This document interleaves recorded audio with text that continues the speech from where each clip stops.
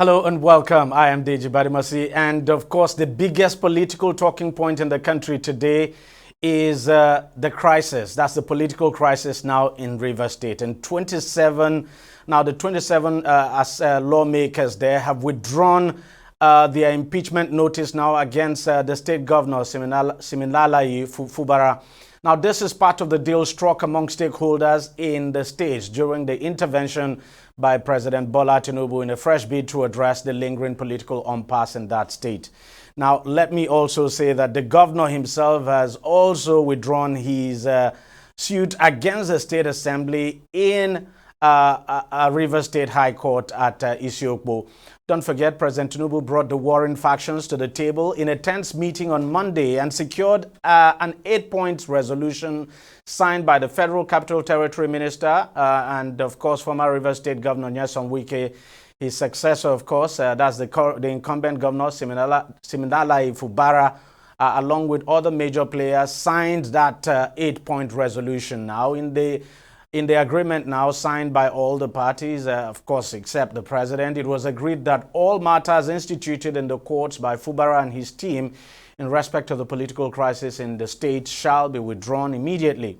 And, of course, that is what has actually happened. The agreement also directed that the Amewule's leadership of the House of Assembly be recognized, just as it directed Governor Fubara to represent now the state's 2024 budget to the Amewule-led Assembly. Additionally, the agreement stipulates the reinstatement of remunerations and benefits for Assembly members and their staff, ensuring the Assembly's autonomy in choosing its location for legislative activities, and that all the commissioners who resigned should be represented now to the House for reconsideration and, of course, reappointment. The agreement has been generating strong reactions in the public. The governor has indicated he is ready to abide by it, saying that no price is too high to pay for peace. And of course, just as we've been reporting, the governor has actually gone ahead to withdraw his case against the State Assembly at Rivers State High Court. And of course, that was sequel to the withdrawal of the impeachment notice now against him by the members of the State House of Assembly. Joining me now to discuss this further is political analyst and lawyer Adewale Ajadi, who joins us from Abuja. Mr. Ajadi, thank you very much for joining us on the program. Well, a lot of people have said, look, what we have seen, what the president has done is to adopt a political approach in resolving the crisis. But there are those who are on the sidelines and are insisting that the only way to resolve this is through constitutional means. But then we can see that the key actors and those who signed up to the agreement are beginning to live up to what they signed up to. What do you make of all of this? Well, good evening, and thank you for inviting me over. I think there are three dimensions to this. There's the political, there's the governance issue, and there's the legal issue. And they overlap somewhat, but it's very important to understand it. In terms of the politics of it, Rivers State is a multicultural, multi-ethnic state. And there are dimensions of this that has to do with the fact that the riverine areas or the river, well, let's put it in a different way. The water, the term. I understand what you mean, especially the Ijaw ethnic group, you mean? Not necessarily just Ijaw, but the people at the water end of this and the people in the upland areas. The people on the water side have been seemingly excluded from political power in some ways. For a long time. And at least that's their perception. And the fact that the upland people who now say, and Governor Wike was one of the champions of the fact that that should change, then now says that they have to control the governor is a fascinating issue and a problematic issue. And but also part of the politics is that across Nigeria, there is this Godfather dynamics. And it continues to beggars belief that the politics is played entirely about representation, not about participation, especially in Rivers State, where the elections are always questionable, especially in riverine areas. Yes. And the decisions are made based on almost the fact that these are warlords who determine their locations that should go to the people who see themselves as more indigenous in some ways. And so the dynamics is still going to remain. And the problem with that, the politics of that, is that think about it. Governor Wike would never have allowed anybody to control it. Why would you offer that to somebody else? And if the person accepted it, would they sustain that kind of thing in the face of their own judgment on the ground? It has never worked where you remote control want to control what someone you put in governance does. But the other side of that politics is that the people who have succeeded against the Godfather are always stooped to conquer. They've always found humility in the first couple of years and focused on populist policies to develop their own groundswell among the people to the point that they now have their own following and in order to challenge their Godfather. So I think there are tactical mistakes on both sides. Now the question is, one of the questions I want to ask you, because, and I keep making reference to Lagos State, why is it sometimes difficult for even the political godson? I mean, for a political godson, before going to the political godfather, you should know your political godfather very well. And you should expect that when you take over power from him, you should expect, you should know what to expect. And you should devise your own strategy to manage it. And we saw that in Lagos, and it worked very well. I mean, we cannot say Governor Babatunde Fashola was not his own man to a large extent. He still was able to manage the Godfather at the time. And, he was very, very successful in office. So, but why is it difficult for some of these other cases like what we are seeing in Rivers now? Because the question I keep asking is, before going to the Godfather to make you governor, you should have known better who that Godfather is and know the kind of person he is. And so you should know how to manage that individual when you come into office. Yeah, well, there's a great teacher of mine who used to say human beings have infinite capacity to self-justify. We sell meanings that works to ourselves. We choose the meaning that works for us. And so that's not a failing that even Fashola did not have when he initially started. If you remember, within the first or second year, there was conflict with Tinubu. And some of us fell on either side of that equation, and there were consequences. Yes. So it wasn't, and in fact, when it went into the second, no, of course. I mean, there were issues. Of course, I'm not debating that, but these issues were better managed than what we're seeing in Rivers. Because they're different states. I mean, and if you look at Fashola's second time, he was stripped of all of his boys. He went completely alone. In fact, he had to get rid of his own deputy governor to comply with with the directives. The reality of how these things plays out is that Lagos has internally generated revenues that allows the governor some flexibility in how he operates. Even Ambode was flexible, if you look at it. The reality of Rivers State is internally generated revenue is virtually non-existent compared to Lagos. And so everything is channeled through the largesse from the federal government. And consequently, that plays a big role in issue of control. But nevertheless, I think both sides have made tactical mistakes. And tactical mistakes have huge consequences for the state. Yeah. Because there are large portion of disaffected people in the states who have watched this almost mafiosi kind of control being exacted continuously. And at some stage, they are going to break out. I worked in Rivers State. I led 3 years in the Niger Delta. This thing is going to explode in a massive way, no matter what the peace deal is. Because there are boys on the ground, especially in the riverine areas, who have notions of how things should work. And they're going to insist on it. But let's quickly talk about this peace deal now. I mean, we can see both sides are living up to it. What do you expect to see going forward? Well, in the short term, I mean, I think more on the side of the governor, who's basically wants some stability. This is to his benefit. If he uses it to build the groundswell of care for his people, or if he uses people, look at what Zulum is doing in Borno State. I mean, nobody in Borno State will turn around and say, somebody says we move Zulum, they'll shut down the state. It's the same thing that you have to do. You have to make the state your own by caring about your people. Then you have a greater say in how things work. So this is what has to play out.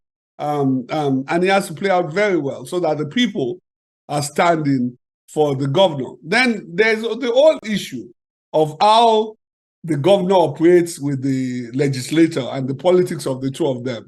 That's very, very dodgy, because even the judiciary would be under the control of the people who want to control him. So he's going to learn how to play this very, very wisely.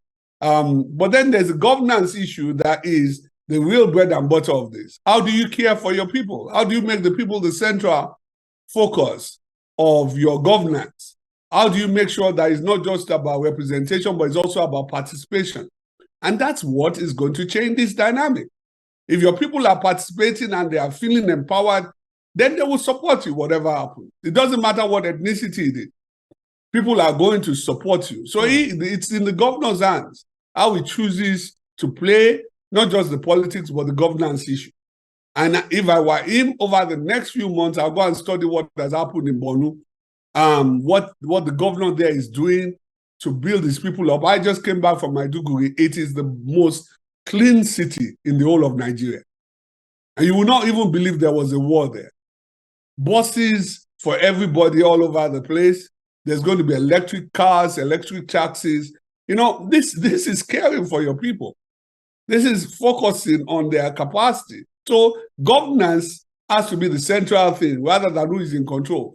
Accept the control so long as you are doing for your people. Then when the time is ready, you know, you then react. You know, as we say in Yoruba land, I'm sorry I'm going to speak in Yoruba for a brief minute. Until the hand of a child is around the hilt of a sword. It doesn't ask for who killed his father, because you have to be ready. You can't just do it as a matter of entitlement. Then it comes to the legal issue, which I think might be resolved a little bit. Because the Constitution in 109, 1G, I think, does not entertain the crossing of carpets and changing of political parties, not without there being a division in the political party. So there is an issue there. If these legislators say they're APC legislators, then there is an issue, and anybody can bring a case against that issue and say that they're not properly elected under the sponsoring. Now, let me also ask this with regards to that issue of the lawmakers now saying that they defect.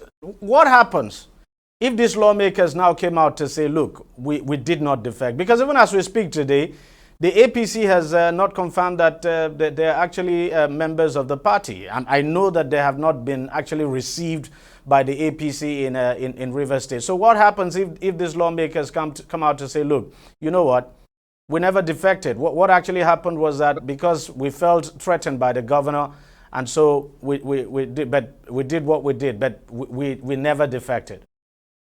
Well, then I think the issue would be mute, wouldn't it? I mean, it's a matter of evidence. It can't just be the matter for the press. It's a matter of evidence whether they are substantively members of the APC or PDP. And I think that would resolve the issue. But also think again that the people, the commissioners that are going back into government, this is the executive branch. How do they submit to a governor that they think they can resign willy-nilly and do whatever pleases them with? I mean, and you know, the irony of this is something we can. The irony of all of this is that, you look, as we speak today, nobody can actually say what exactly the problem is that actually led to all of this, because the key actors are actually not saying anything. They've actually not revealed the cause of the crisis. Well, there's a root cause to the crisis. Let's be honest. There's a deeper systemic root cause Obviously to this crisis. there is. Obviously there is. Yes, but let me just name it so that we are clear. We're saying the same thing, you and I. The deeper root cause to this crisis, to my mind, is the lack of state constitution. There has to be state constitutions in Nigeria. If you don't have state constitutions and that looks at the peculiarity of the states and sets standards of governance and accountability that people can be held to, you would always have this kind of problem. It's that simple. We can talk about the politics and everything that go till it comes on, but you can't go to the federal constitution to resolve a problem that is peculiar to Rivers State. You have to have a Rivers State constitution that the people of Rivers State understand and agree reflects who they are and what their goals are as a people and as a state. The same thing applies to all the states in the federation. And so even the fantasy of real federalism, when people talk about having state police, all of these things are down to a state constitution. Even the issue of judicial independence or judicial independence, House of Assembly independence, local government consistency, all of these are resolved when there is a state constitution that is known to law and accepted by the people. And then it increases the level of participation of the people as well. And then it also sets standards that you can have an effective press in that state that says this is what we are holding people against. Right now, we have an imperial governance system that's impervious to anything and can be hijacked by any godfather at any point in time. All right, let's just take a short break and we'll be right back to continue this discussion. So stay with us, don't go away. We'll be right back.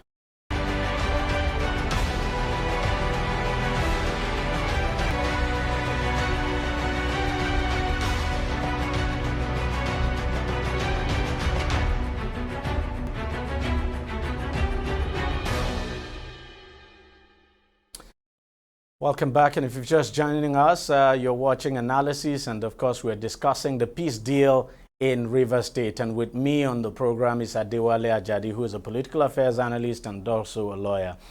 So Ajadi, thank you very much for your time. Now that both sides are working out this truce, going forward, what do you expect to see? Well, I expect Wike to find a way to nullify the governor. There is no way it's going to allow the governor to have a restful time. I expect that. I would be surprised if it doesn't. And if the governor, who is even less known quantity to us, if the governor is has strategists around him, then he should focus on building real governance with the people and using his time to make his time memorable. And then he stands a chance of responding when Wike is ready to come at him. But this is just delaying the inevitable. There is no way this is going to last beyond a few months. So you don't think both of them could just choose to, going forward now, work together as one? I mean, because the question I keep asking, just a few months ago, both of them were close. Wike actually brought this man to be Fubara to be governor. And of course, the opposition against Fubara's nomination at the time, considering that, before the election, he was effectively a civil servant, not a politician. There were big politicians in that state who were angling to contest, and he asked all of them to step aside. He used his powers now to essentially railroad Fubara into a government house. So you look at how close they were. You think they can't be close like that anymore? Never. Because, you see, for the very reasons you laid it out, the Nigerian political elite are ruthless people. They're very ruthless. And I think they misunderstand power, and they seek the control that they will never get, because all power comes from Almighty God and goes back to Almighty God. And so the essence of power, which is why this political system keeps on throwing up these things, is that the essence of power is knowing what the purpose of power is that you have been given. What are you there to service? But because they don't understand that power is not a property, it's a service process. They keep on wanting to keep control of it. So there's nothing that be shocking about Wike not wanting to go back to controlling power, because that is what makes him relevant. And I don't know the governor in any material way, but I see a very stubborn person through his eyes. And well, I might get this wrong. He's a very stubborn person, but he needs to pace himself. He needs to learn to be a marathon racer. He needs to take his pace and develop stuff that is relevant. Use the power he has for however long to service the people of Rivers State. By God, they deserve it. They deserve it. These are people who have been played left, right, and center, almost like tokens. So even if it's one day you have there, make sure it is in the service of your people. You know? That's the real challenge. But because it's a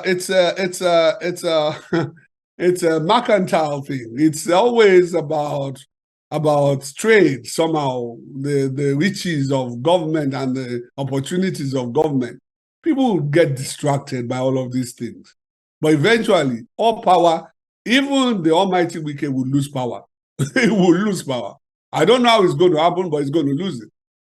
You know? Nobody can hold power forever. We look at it's all only of for this. a time. We look so at the challenge is... Yeah, go on. The challenge is to use it wisely when you have it. And unfortunately, when you get distracted by control, then it's not about wisdom. It's about proprietary rights. And nobody owns power. And you know, the irony of this all is that a godfather creates a godson. The godson grows up. By the time that godson too wants to leave, he wants to become a godfather, just as we're seeing in Edo State. So it never ends. I mean, it never ends. But then one could say, look, this is actually the product of the lack of democracy in the way,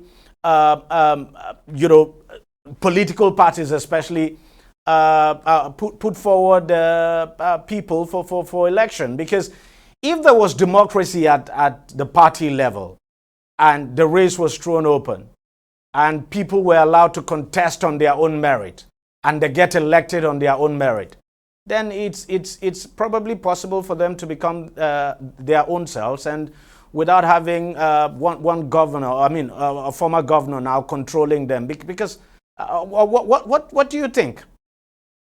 Well, that's part of it, but I don't want to overemphasize democracy. I want to overemphasize accountability. You know, firstly, we always focus when we talk about democracy, we end up being representative. And so what happens is when you have even 30% voters of all registered voters, you think you have a democracy, but you don't have participation. And so we need a participatory democracy, not just a representative democracy. If we have both of that, then I agree with you.